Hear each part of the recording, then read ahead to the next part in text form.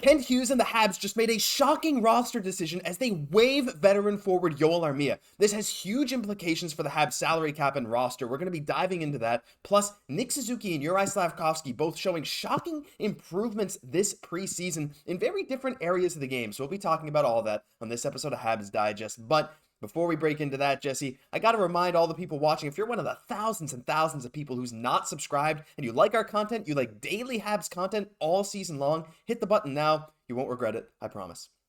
The first thing we got to talk about before we get into this Joel Armia and roster situation is some of the stuff from the game last night. Of course, the Habs come out on top versus the Senators in the preseason finale 6-4, and Juraj Slafkovsky scored another goal. We have a short on the channel if you want to go check out that goal, but oh boy, he looked amazing. And in an article written today, they said like he just looked so comfortable, right? He scored 33 seconds in. He was forechecking effectively. He was dishing the body. He was taking the body better than we've seen from him like at all last year. And Marty St. Louis said he played a good game. He's learning the game, and he's connected and balanced on the ice. He appears encouraged because he knows the game is easier when it's played with the other four guys.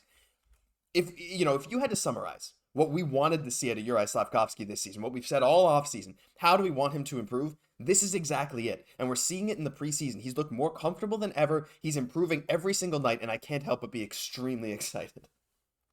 And it's a solid point because, as the article also says, it's like when you're such a big guy like that, in previously for hockey, he almost didn't even need to work with the other players on the ice to have that success. So he's really needing to learn that now at the NHL level, which is huge. And it's going to be so big for him. But you know what I really liked about that goal from last night, Josh? What's that?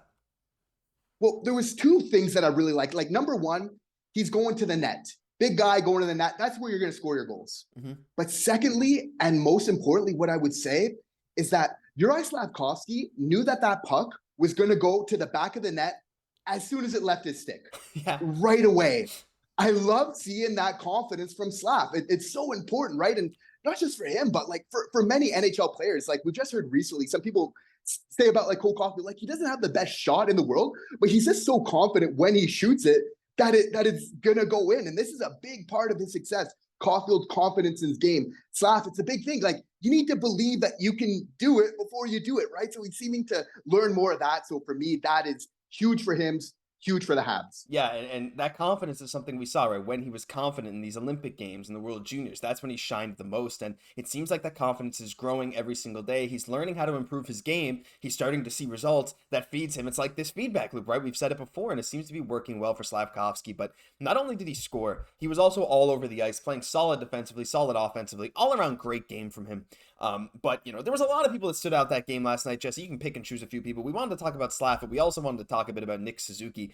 And there's an exciting development from Nick Suzuki. Of course, he finished the preseason with 7 points in 4 games, but not only that. As Eric Engels points out, he had 7 points in 4 games, but what might be a bit surprising is he pulled back 63% of his faceoffs. He has never topped 50% in any preseason or regular season in his career, and I understand this is a small sample size. For those of you that like statistics, you'd be like, well, this could just be noise.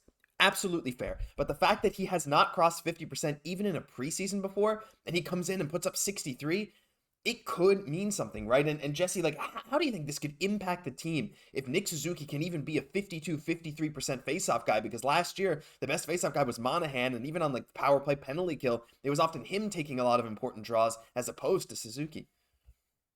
It's so true. This is going to be huge for the Habs, right? Because Kirby Dach is still learning to improve in that, in that face-off dot as well. So obviously, if you're having your first kind of your 1C and your 2C not being great at draws, obviously you're going to be playing, catch up a lot of the game, right? So much of the game now is predicated rather on puck position. It's not so much like dump and chase team. They want the puck. They need to have control of it. So it's so huge, right? Because not only are you being able to impose your skill, being able to activate somebody like Cole Caufield so much more, but obviously you're mitigating so much of what the other team can do by winning that draw, by you getting on the offensive, which was something missing a lot for the Habs last year. So it seems like he really knew what he needed to work on. Like this was a huge thing that he needed to improve on.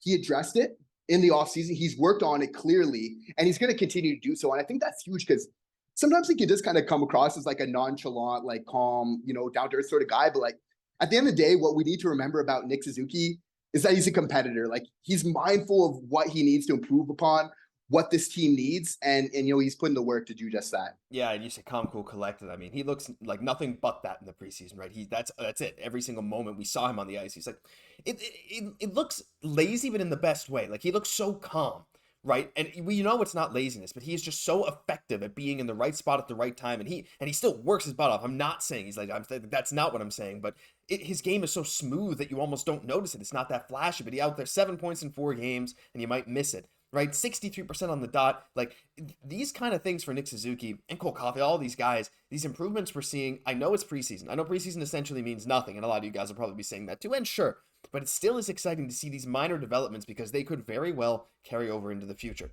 And speaking of the future, it's time for the future because wow, this caught everyone by surprise. Now we were waiting. We were sitting around waiting to see what the Habs did on the waivers today, because today was the deadline for non-waiver exempt players. As like guys like Justin Barron, Mattias Norlinder, they don't have to be waived yet, but to cut some of their non-waiver exempt guys, the Habs had to do that by today. And yeah, they waived Armia and Gustav Lindstrom to waive. Like it's surprising, very, very surprising. And this has huge implications on the Habs roster because Joel Armia is still making like over $3 million a year. And a lot of people thought Kent Hughes wouldn't have the I'm not going to say the cojones, I guess, the huge cojones to waive Armia, because again, waiving a veteran guy often doesn't necessarily send the right message, but he said, hey, the future is now. And as Eric Engels points out, it's a big move. We hinted at Armia being waived earlier in camp, and now it's happened, but it appears the Canadiens are going to be carrying 3 goaltenders to start the season. Jesse, this all but confirms Cayden Primeau is going to start the season on the roster and probably carry through for the whole season, but it also opens up an extra roster spot for a young guy. And I don't know, what was your reaction when you saw this, and who do you think the Habs might keep with this extra roster spot open?